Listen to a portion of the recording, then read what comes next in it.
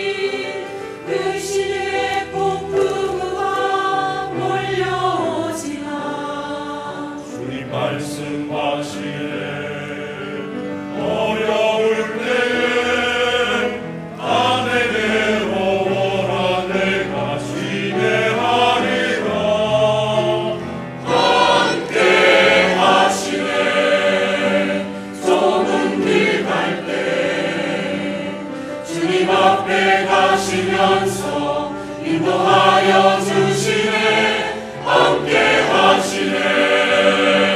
함께 하시네.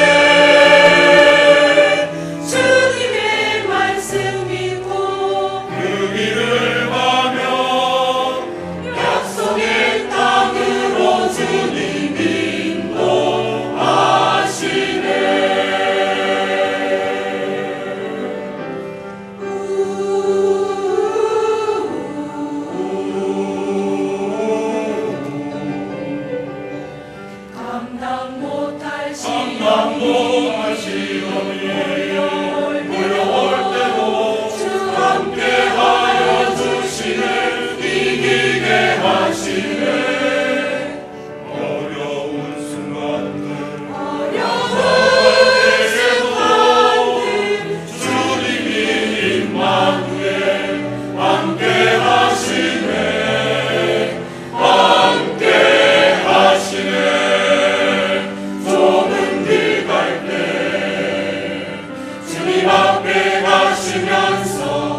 인도하여 주시네. 함께 하시네. 함께 하시네. 주님의 말씀 믿고 그 길을 가며 함께 하시네. 좁은 길 갈 때 주님 앞에 가시면서 인도하여 주시네. 함께 하시네. 함께 하시네. 주님의 말씀 믿고 주 따라가면 약속의 땅으로 주님 인도하시네. 함께 하시네.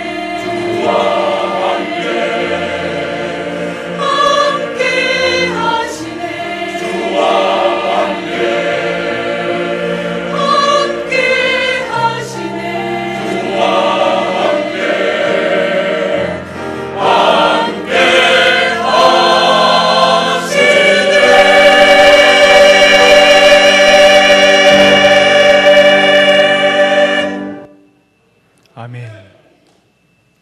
하나님 감사합니다. 우리를 고아처럼 버려두지 아니하시고 우리와 함께 하시고 우리를 인도하여 주셔서 감사합니다. 아버지 하나님, 오늘도 저희들이 주의 말씀을 듣습니다. 저희들에게 들을 귀를 허락하여 주옵소서. 하나님의 말씀이 들리게 하여 주옵소서.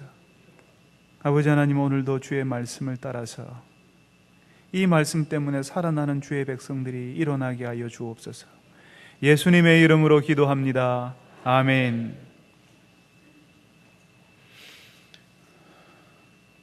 사실은 우리 교회 성도들 많은 분들이 모르고 계실 텐데요, 지난주에 우리 교회에서 하는 제자훈련 전반기 훈련이 끝났습니다.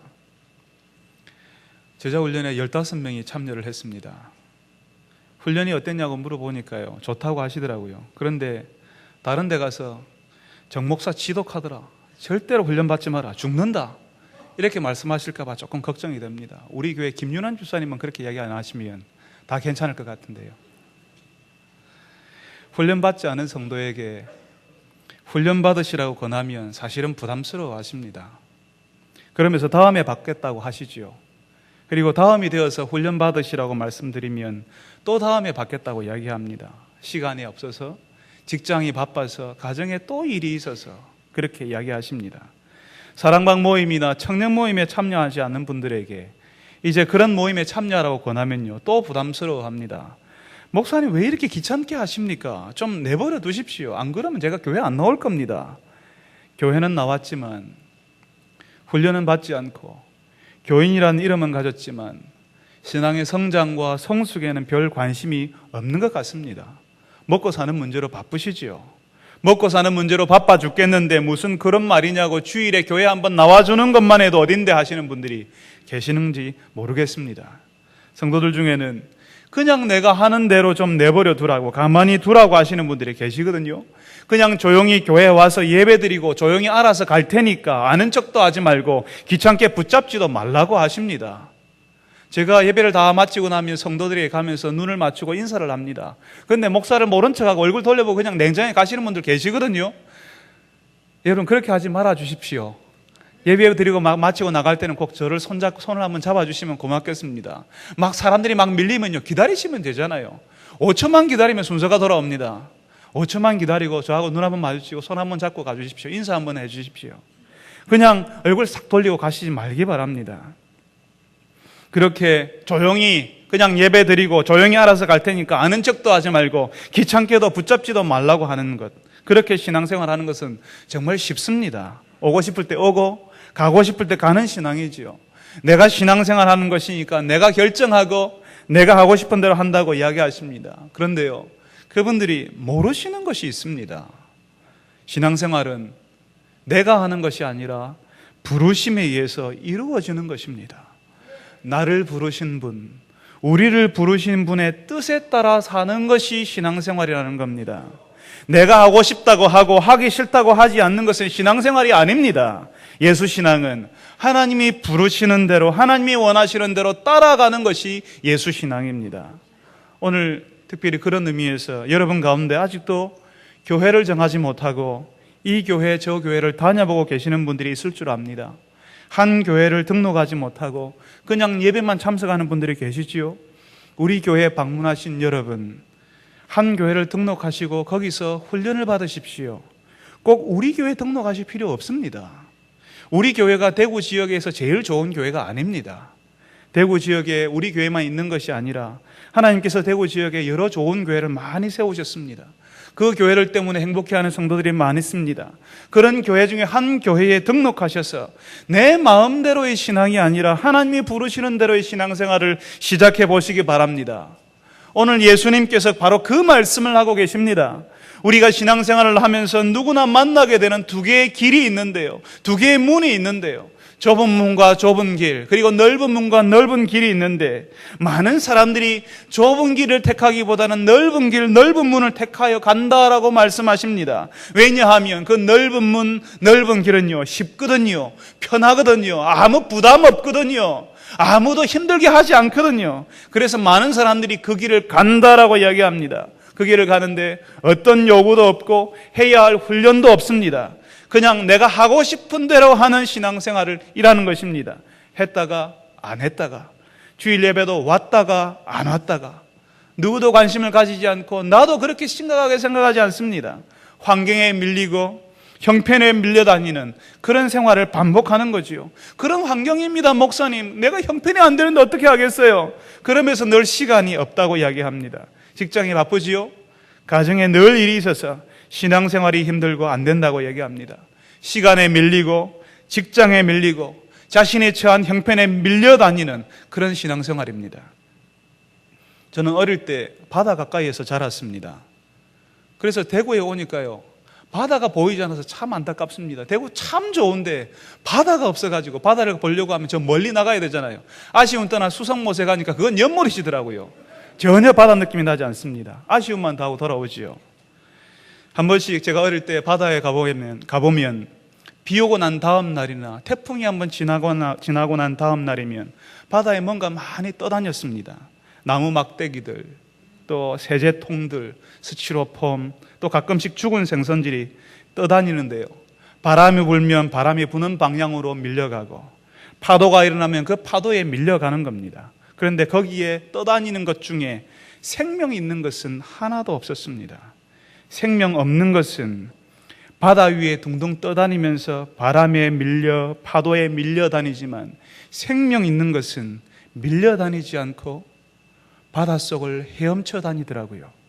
목적이 있고 목표가 있어서 그것으로 필요하면 바람에 같이 흘러가고 파도에 같이 흘러가지만 필요하면 그 파도를 뚫고 가고 바람을 거슬러 올라가게 되더라는 겁니다. 왜냐하면 살아있기 때문에 그게 가능하다는 것입니다.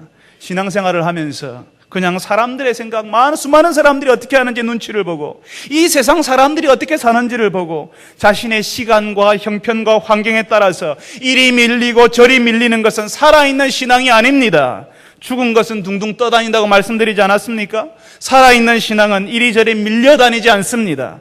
흘러갈 때도 있지만 시간에 따라서 형편에 따라서 환경에 따라서 거기에 자신의 몸을 맡기고 흘러갈 때도 있지만 필요하다면 거슬러 올라가기도 하는 것입니다. 신앙생활을 하는데 그런 분들은 시간이 없으면 시간을 내는 것을 봤습니다. 환경이 그러면요, 환경을 바꾸더라고요. 형편이 그러면 그 형편 속에서도 신앙을 지키기 위해서 발버둥을 치는 겁니다. 왜요? 살아있기 때문에 그렇습니다. 넓은 문을 선택하고 넓은 길 위에 서 있는 사람은 자신이 이 세상에서 밀려다니고 있는 것조차 알지 못합니다. 왜냐하면 주변 사람들이 다 그렇게 살거든요. 주변 사람들이 그렇게 대충 신앙생활 하는 것처럼 보이거든요. 지금까지 신앙생활을 대충 해도 별 탈이 없었거든요. 하늘에서 벼락이라도 떨어지고 내 이름이라도 누구야 라고 부르면서 하나님께서 화내는 진노하는 소리라도 들리면 아이고 내가 잘못했구나 하면서 하나님께 바짝 엎드리겠지만 하나님께서 그렇게 하시는 것 한 번도 본 적이 없거든요. 그러니까 내가 이렇게 살아도 나를 건드리지 않는다고, 나는 이렇게 살아도 괜찮다라고 그렇게 생각하면서 다들 그렇게 사시는 겁니다. 그래도 나름 신앙인이라고 시간이 나면 교회도 가주니까, 그러니까 하나님께서 나를 좀 잘 봐주실 것이라고 생각합니다. 저 교회 바깥에는 얼마나 나쁜 놈들이 많은데 거기에 비하면 나는 괜찮은 사람이라고요. 그러니까 세상 사람과 교회 다니는 사람이 구분이 안 되는 겁니다. 나도 구태여 교회 다닌다는 소리를 하지 않게 됩니다. 처음에 신입사원들 들어오면요, 아무도 자신이 교회 다닌다고 떠벌리지 않습니다. 식당에서도 기도하지 않습니다. 다른 사람들이 내가 교회 다니는 것 그냥 몰라주었으면 하고 그렇게 해서 다닙니다. 다른 사람들을 만날 때도 그 사람들이 애써서 나에게 묻지 않으면 내가 일부러 말하지는 않습니다. 절대로 내가 적극적으로 말하지는 않습니다. 내가 교회 다닌다고, 내가 예수 믿는 사람이라고, 예수쟁이라고 말하지 않습니다. 그러면서 늘 바라는 것은 세상에서 잘 되는 것, 세상 사람들이 바라는 것을 나도 늘 갖고 싶다고 그렇게 소리치고 그렇게 기도하는 것입니다. 예수님 당시에 이스라엘 사람들이, 유대인들 모두가 자신은 하나님의 백성이고 저절로 구원받았다라고 믿었습니다. 유대인이니까, 아브라함의 자손들이니까 하나님께서 알아서 잘 봐주실 것이라고 그렇게 생각했습니다. 그래서 그 땅에는 하나님을 섬기는 공동체의 모습이 없었고 그런 하나님을 섬기는 사람들의 모습이 전혀 나타나지 않았습니다. 자신이 괜찮다고 믿고 있는 유대인들을 향하여서 예수님께서는 이 돌들로도 아브라함의 자손이 되게 하실 것이다, 회개하지 아니하면 이 돌들을 통하여서 하나님께서 아브라함의 자손이 되게 하시겠다고 말씀하십니다. 예수님을 믿지 않으면 어디에서도 누구에게도 구원이 없다고 예수님 말씀하십니다. 바로 예수를 믿는 것은 예수님이 말씀하신 대로 살아가는 것입니다. 그게 바로 좁은 문이요 좁은 길입니다. 좁은 문으로 들어가고 좁은 길을 간다는 것은 예수님을 믿고 예수님이 원하고 기대하는, 예수님이 원하고 기대하는, 내가 바라는 그런 것이 아니라 예수님이 원하고 기대하는 신앙생활을 하는 것을 말합니다. 내가 하고 싶은 대로, 내 마음이 내키는 대로 신앙생활을 하는 것이 아니라 예수님이 원하고 예수님이 바라는 신앙생활을 하는 겁니다. 그러니까 예수님을 따라가는 길이라 하는 것입니다. 이 길, 좁은 길, 길이 협착하고 좁아서 찾는 사람이 적습니다. 왜 예수님을 따르는 사람들이 적다고 하십니까? 요구가 많잖아요. 하라는 게 너무 많잖아요. 예수님을 따르면 포기할 것이 너무 많잖아요. 예수님을 따르면 훈련받아야 하잖아요. 우리가 지금 마태복음 매 주일마다 같이 읽고 말씀을 듣고 있는데, 우리가 5장에 이르러서는 하나님 예수님께서 산상수훈이라고 하는 말씀을 5장부터 7장까지 계속하고 계십니다. 거기에 들은 말씀을 우리가 잠깐 떠올려 보면요, 너희는 이 세상의 소금이다, 이 세상의 빛이다. 소금의 맛을 내어라, 빛을 비추어라. 악한 사람을 대적하지 말아라. 누구든지 오른뺨을 치거든 왼뺨을 돌려대라. 원수를 사랑해라. 구제할 때, 기도할 때, 금식할 때 사람에게 보이려고 하지 말고 하나님 앞에서 은밀하게 해라. 보물을 하나님께 쌓아두어라. 무엇을 먹을 것인지 마실 것인지 걱정하지 마라. 하나님의 나라와 하나님의 뜻을 구해봐라. 이렇게 말씀하십니다. 이게 쉬운 일이겠습니까? 이게 저절로 되겠습니까? 이게 하루아침에 가능하겠습니까? 이런 생활은 자기를 부인하고 자기 십자가를 지고 나를 쫓아오라고 하는 그 예수님의 말씀이라는 것입니다. 누가 오른뺨을 치는데 왼뺨을 돌려댈 수 있겠습니까? 내 안에 내 자신이 아직도 살아있고 내 자아가 나를 움직이고 나를 다스리고 있으면 불가능합니다. 누가 내 오른뺨을 치면 내가 오히려 갚아주고 싶고, 내 뺨을 친 그 사람, 내 자존심을 무너뜨리고 나를 욕보인 그 사람에게 할 수만 있으면 10배, 20배로 갚아주고 싶은 것이 우리의 본 모습이라는 겁니다. 그런데 예수님의 말씀은 그런 나의 본 모습, 나의 자아를 부인하고 십자가를 지고 쫓아오라고 하지 않습니까? 십자가를 벗어버리고 싶어서 신앙생활을 시작했는데, 십자가를 벗어버릴 수 있을 것 같아서, 좀 편안해질 것 같아서, 이 땅에서 좀 형통할 것 같아서 신앙생활을 시작했는데, 오히려 예수님께서는 십자가를 지라고 하십니다. 십자가를 지고 나를 쫓아오라고 이렇게 말씀하십니다. 이런 신앙생활이 어떻게 가능하겠습니까? 오직 하나님의 은혜로만 가능합니다. 하나님께서 죽을 죄인을 살려주셨다는 사실을, 내가 하나님 앞에서 죽을 죄인이었다는 사실을 알고 하나님께서 나를 받아주시고 인정해 주시고 살려주셨다는 사실을 알아야지만 가능하다는 것입니다. 하나님께서 우리를 예수 그리스도를 믿음으로 하나님의 자녀가 되게 하셨습니다. 여전히 악하고 여전히 문제 많고 지금도 넘어져 있는 우리를 아들로, 하나님의 딸로 받아주셨다는 것입니다. 이것이 은혜입니다. 내가 잘해서, 내가 뭔가가 있어서, 내 뒷배경이 괜찮아서 하나님이 받아준 것이 아니라 여전히 문제 많은데 하나님이 나를 받아주신 것입니다. 이것이 은혜인데, 이 은혜를 아는 사람, 우리가 죽을 죄인인데 하나님의 사랑받는 아들과 딸이 되었다는 사실을 아는 사람은 이제 내가 하나님의 자녀로 어떻게 살아갈 것인가, 어떻게 하면 하나님의 자녀로 살 수 있을까 하는 고민을 하게 되는 것입니다. 여러분, 혹시 왕자와 거지라고 하는 소설을 들어보신 적 있습니까? 영국의 마크 트웨인이라는 소설가가 쓴 소설인데요, 우리는 그 책을 다 읽어보지는 못했다 할지라도 그 이야기 대충의 줄거리는 알고 있습니다. 거기에 어떤 일이 일어나는지를 대충은 들어서 알고 계실 겁니다. 왕자와 거지의 이야기. 거기서 왕자가 주인공이지만요, 거기에 거지였던 왕자와 똑같이 생긴 거지가 왕자가 되는 장면이 있거든요. 왕자가 되었는데, 그 거지가 옷을 받고 있고 왕자가 되었는데, 옷만 받고 있는다고 왕자가 됩니까? 이제는 왕자로 살려고 하면 거지로 살던 습관을 버리고 왕자로서의 삶을 배우고 연습할 필요가 있는 것입니다. 배우고 연습하지 않으면 저절로 왕자처럼 살 수가 없습니다. 왕자의 품위를 지키면서 살려면 오랜 시간 연습이 필요한 것입니다. 생각 자체를 바꾸어야 하기 때문입니다. 우리의 아이들에게 부모로서 우리가 많은 것을 가르칩니다. 잘 못하더라도 계속 참아주고 다시 알려주고 또 가르쳐주고 또 가르쳐주고 배우도록 격려하고 있습니다. 왜요? 좋은 습관은요, 쉽게 배워지지 않기 때문에 그렇습니다. 좋은 습관은 쉽게 익혀지지 않지 않습니까? 나쁜 것은 귀신같이 배웁니다. 나쁜 것은 가르쳐주지 않아도 하루아침에 금방 배워버립니다. 금방 따라합니다. 그렇지만 좋은 것은 가르쳐주고 또 가르쳐줘도 잊어버리고 잘하지 못합니다. 그래서 우리가 계속 연습을 시키고 훈련을 시키는 것입니다. 예수 믿는 사람들이 용서받은 사람들입니다.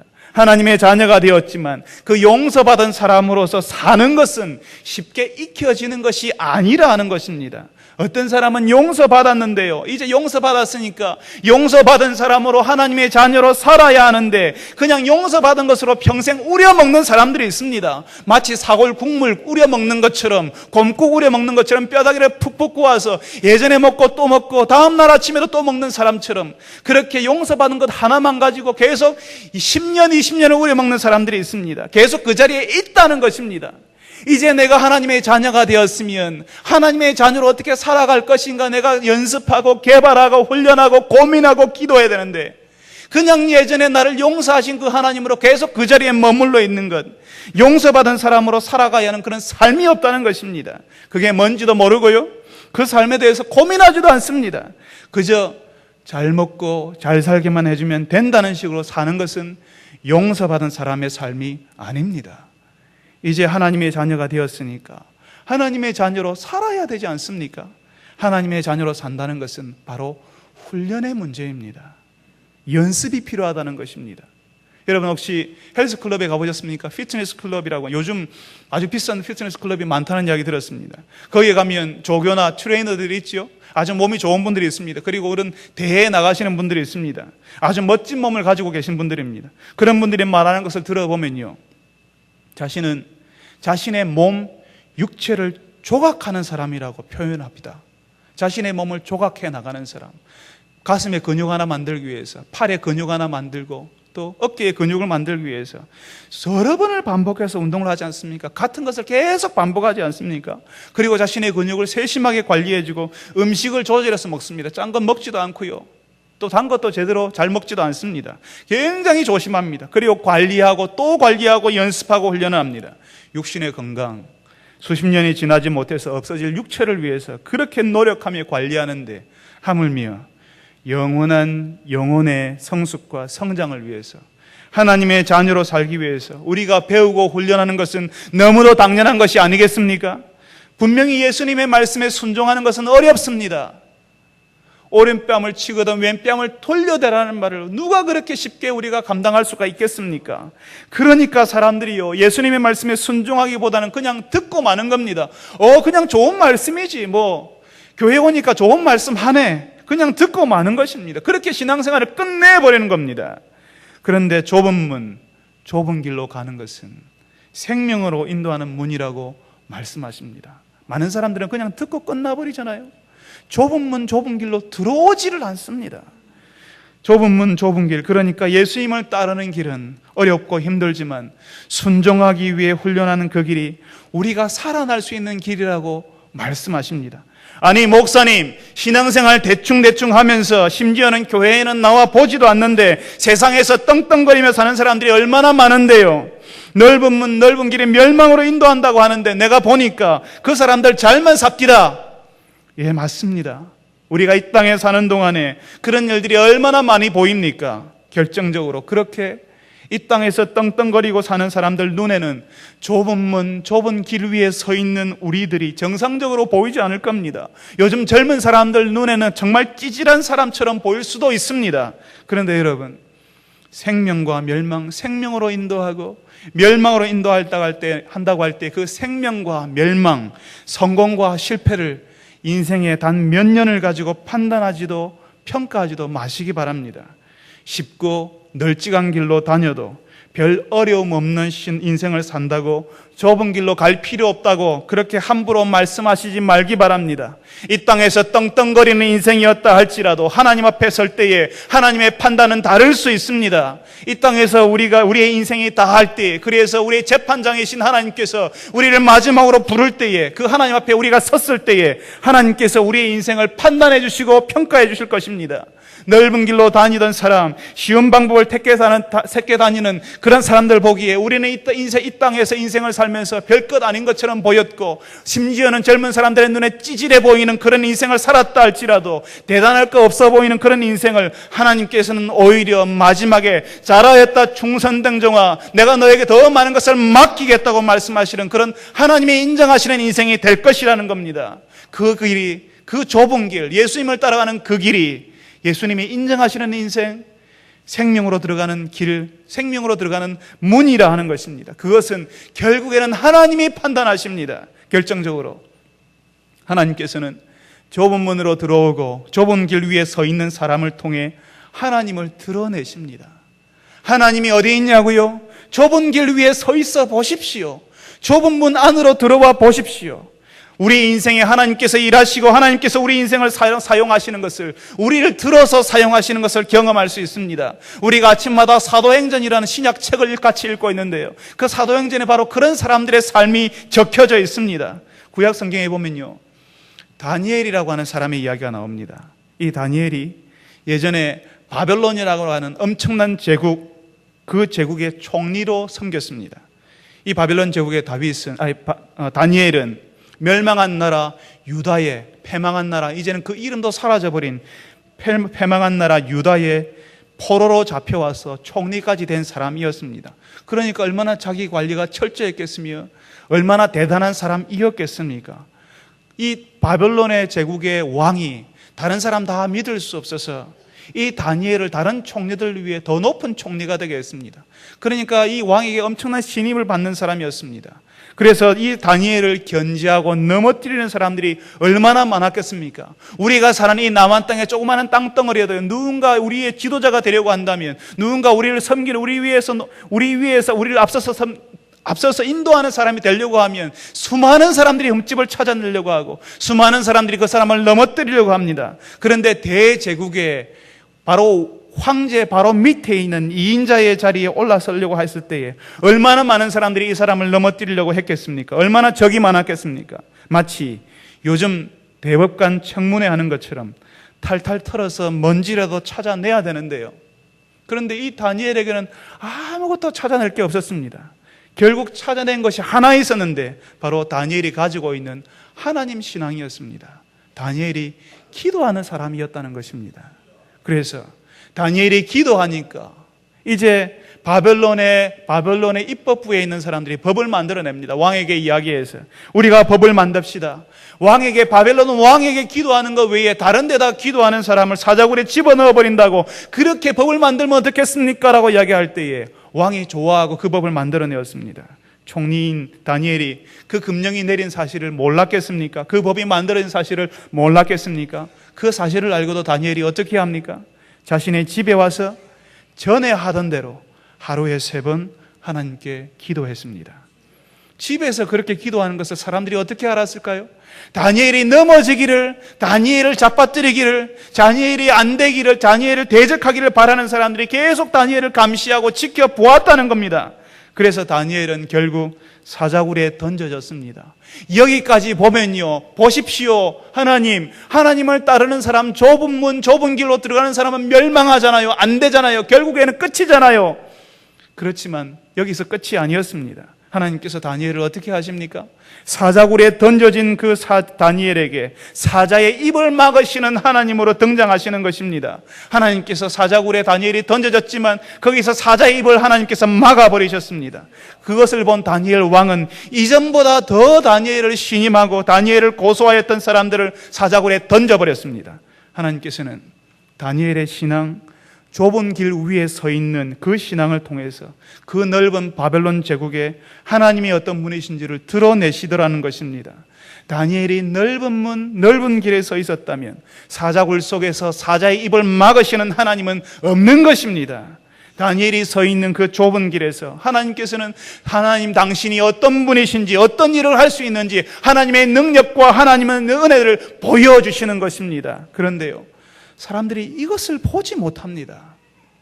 14절에 보면요, 우리가 7장 13절과 14절을 같이 읽었는데 14절을 보게 되면 생명으로 인도하는 문은 좁고 그 길이 협착하여 찾는 자가 적다라고 하지요.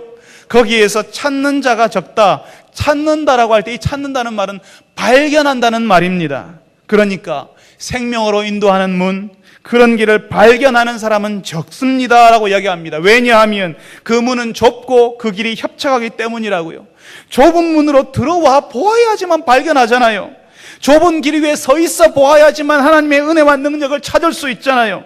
그런데 사람들이 도무지 들어오려고 하지 않거든요. 그 길 위에 서 있지 않으려고 한다는 것입니다. 성도들이 이야기합니다.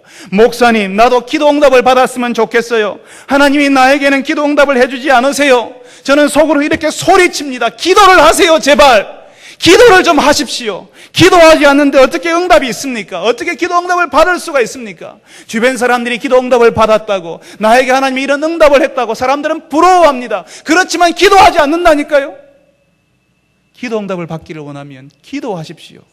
좁은 문으로 들어와야지만, 좁은 길 위에 서 있어야지만 하나님의 능력과 은혜를 체험할 수가 있습니다. 목사님, 나도 하나님의 은혜에 동참해보고 열심히 신앙생활 해보고 싶어요. 그런데 그게 안 돼요. 예, 맞습니다. 잘 안 됩니다. 그러니까 훈련받으러 나오라니까요. 우리의 죄성이 얼마나 깊은지, 얼마나 악한지, 얼마나 뿌리 깊은지, 우리의 성품, 우리의 기질, 그리고 우리의 성격에 딱 달라붙어가지고요, 이게 원래 자연스러운 하나님이 우리에게 창조하신 원래의 모습인지 아니면 죄인지 비틀어져 있는지 분간이 안 된다니까요. 하나님의 말씀의 빛으로 계속 우리를 들여다보고 우리를 조명하고 끊임없이 발견하려고, 변하려고 몸부림쳐야지만, 그래야지만 그 다음에 우리에게 붙어있는 그것들이 떨어져 나가기 시작합니다. 껍질이 벗겨지기 시작하는 겁니다. 처음에 껍질이 벗겨질 때는요, 마치 생사를 뜯는 것 같은 고통이 찾아오고 힘들고 아픈 것입니다. 그래서 집중적인 훈련이 필요한 것입니다. 내 안에 내 껍질이 뜯겨져 나가고 내 안에 내 속사람이 변하는 일이 있어야지만 하나님의 은혜를 경험하게 되고 하나님의 은혜를 보게 되는 것입니다. 내 눈이요, 엉뚱한 것을 보고 있거든요. 내 눈이 지금 감겨져 있거든요. 그러니까 하나님의 은혜를 보지 못하는 겁니다. 그래서 사랑방 모임에 열심히 참여하시라는 겁니다. 그냥 사람들 모임에서 사람들 이야기만 듣고 오지 말고, 나도 말씀을 듣고 나눌 준비를 하고 하나 끄적거려가지고 그리고 사랑방 모임에 참여해 보시라니까요. 정말 안타깝습니다. 이제 방학하잖아요. 방학해버렸잖아요. 2달간 사랑방 모임 하지 못해서 제가 너무나 안타깝습니다. 사실은 사랑방 모임에 방학하고 싶지 않았습니다. 그렇지만 사랑 방장님들이 너무 수고하시니까 1달 반 정도는 방학이 있어야지만 그 다음에 우리 힘을 내어서 다시 모일 수 있잖아요. 공식적으로는 방학이지만 여러분 개인적으로 모이셔도 상관없습니다. 환영입니다. 제발 그렇게 해주십시오. 말씀을 듣고 생각하고 함께 나눌 말씀을 준비하는 가운데 내가 무슨 은혜를 얻었는지, 하나님께서 내게 주신 것이 무엇인지 생각나고 알게 하시는 것입니다. 하나님이 주시는데도 내가 눈을 감고 있으니까 아무것도 주시지 않는다고 생각합니다. 하나님이 부어주시는데도 내가 정신이 딴 데 팔려 있거든요. 하나님이 왜 이것 주시지 않습니까? 라고 계속 그걸 이야기합니다. 우리가 보고 싶은 것만 보잖아요. 듣고 싶은 것만 사람들이 듣지 않습니까? 그러니까 하나님이 주시는 것을 보지 못하고 하나님이 들려주시는 것을 듣지 못합니다. 하나님이 주시는 것을 전혀 눈치채지 못하고 있다는 사실을 우리가 알게 되는 것입니다. 여러분, 좁은 문으로 들어와야 찾을 수 있습니다. 좁은 길 위에 서 있어야지만 하나님의 은혜, 하나님이 일하시는 것을 볼 수 있습니다.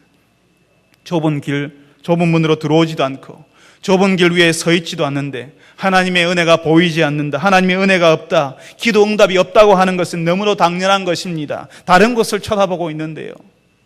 여러분, 예수를 믿는 사람들은 사람들이 잘 가지 않는 길 위에 서 있는 사람들입니다. 일요일이면 사람들은 토요일, 아니 금요일 오후부터 어디로 낚시하러 갈지, 어디로 등산하러 갈지, 즐기러 갈지, 외국으로 갈지 고민하고 있지 않습니까? 저는 오늘 비가 와서 너무 좋습니다.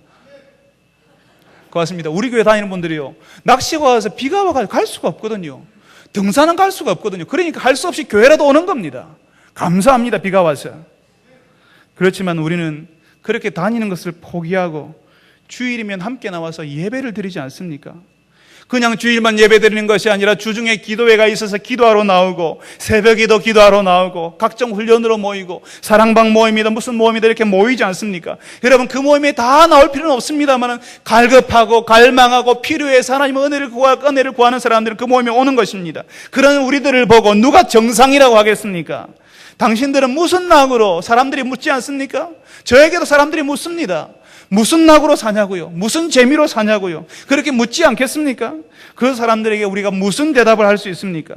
우리가 주일에 드리는 예배 가운데 하나님의 은혜를 경험하고 하나님이 우리에게 말씀하시고 우리가 기도하고 찬양하는 가운데 우리가 살아나지 않으면, 우리가 훈련받는 가운데 우리의 속사람이 변화되지 않으면 우리는 그 사람들에게 말할 거리가 없는 것입니다. 우리가 그 사람들이 물을 때 당신은 무슨 재미로 살아요? 무슨 낙으로 살아요? 하는 그 사람의 질문들에 우리는 스스로 공색해지고 스스로 자신 없어하고 그 사람들의 삶을 보면서 부러워하는 것입니다. 우리가 좁은 길을 가는데 넓은 길로 차를 타고 가는 그 사람들을 보면서 왜 나는 저런 삶을 살 수 없어? 왜 나는 저렇게 살지 못해? 이렇게 안타까워하고 비교하고 힘들어하는 것입니다. 사랑하는 성도 여러분, 하나님께서 넓은 문, 넓은 길을 포기하고 좁은 문으로 들어와서 좁은 길 위에 서 있는 사람들에게 하나님께서 은혜를 더하십니다. 좁은 길을 갈 수 있는 힘을 주시고 좁은 길 위에 서 있는 이유를 주신다는 것입니다. 우리가 좁은 길 위에서 여기서 기뻐하고 이 길 위에서 살아가는, 넓은 길 위에 살아가는 사람들을 부러워하지 않는 이유를 하나님께서 허락하십니다. 하나님께서 다니엘에게 사자굴에 밀어넣으셨지만 사자들의 입을 막으시는 하나님을 보여주시려고 그렇게 하신 것처럼 우리가 좁은 길을 갈 때 어렵고 힘들고 고통스럽고 어떤 날은 눈물 나서 서러워서 힘든 날이 있다 할지라도 하나님께서는 위로하시고 어떤 사람에게도 보여주지 않은 하나님의 은혜와 능력을 그 사람들에게, 좁은 문으로 들어오고 좁은 길에 서 있는 사람들에게 보여주신다는 것입니다. 사랑하는 성도 여러분, 바로 여러분들이 좁은 길 위에 서 있는 분들이십니다. 바로 여러분들이 사람들이 가지 않는 길 위에 서 계십니다. 좁은 길, 사람들이 가지 않는 길 위에 서서 여러분들이 하나님을 경험하고 누리시는 분들이 되시기를 바랍니다. 여러분을 통해서 하나님의 놀라운 능력과 은혜가 나타나서 여러분의 가정에 살고 직장에 살고 사업장에 살아나는 역사가 나타나기를 간절히 바랍니다. 거룩하신 아버지 하나님, 오늘도 저희들이 넓은 문, 넓은 길로 가는 것을 포기하고 힘들고 어렵지만 우리가 좁은 문으로 들어와 좁은 길 위에 서 있습니다. 주님, 저희들을 긍휼히 여겨주시고 이 길 갈 수 있는 힘을 허락하여 주옵소서. 이 길 가는 이유를 허락하여 주시옵소서. 이 길을 가면서 하나님과 동행하게 하시고 우리가 십자가를 벗어버리고 싶었지만 십자가를 우리가 기쁨으로 자원하여 지고 가는 그 이유를 우리가 알게 하시고 예수님과 함께 갈 때 우리를 살리시고 종국에는 우리가 생명으로 가는 길을 가고 있다는 사실을 우리가 확신할 수 있게 하여 주시옵소서. 아버지 하나님, 사랑하는 주의 백성들 가운데 어찌할 바를 알지 못하고 갈 바를 알지 못하고 방황하는 주의 백성들에게 좁은 길로 들어설 수 있게 하시고 자신의 인생이 확정된 인생, 부르심을 따라 사는 인생 될 수 있도록 도와주시옵소서. 그리하여서 예수님이 책임지시는 인생, 그래서 그 예수님이 주시는 기쁨을 누리는 인생이 될 수 있도록 주님 도와주옵소서. 예수님의 이름으로 기도합니다. 아멘.